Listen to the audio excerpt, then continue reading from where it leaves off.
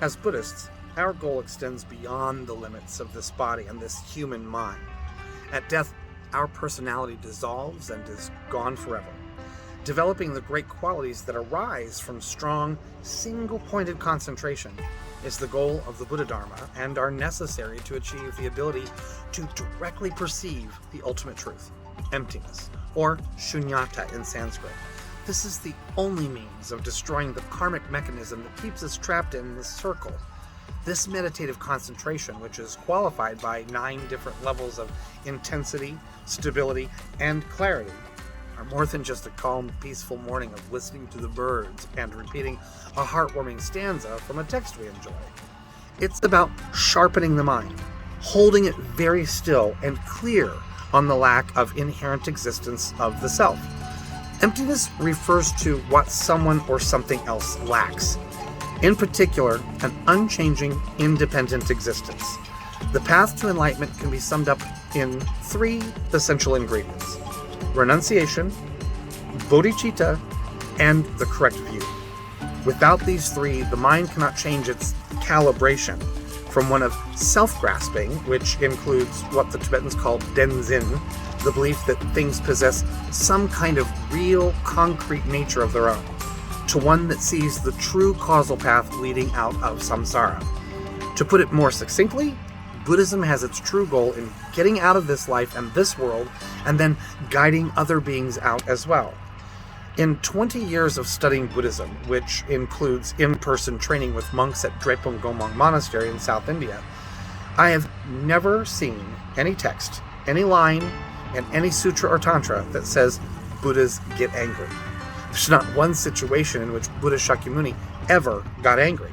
In fact, the number of passages that express the importance of not getting angry are too numerous to mention by a list of masters. His Holiness the Dalai Lama has stated that he's gotten angry before, but immediately after saying such, expressed the importance of patience over anger.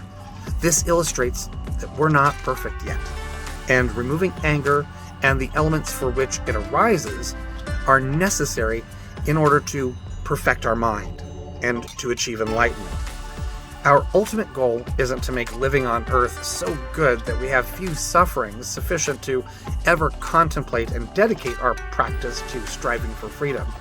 In the end, even happy humans die.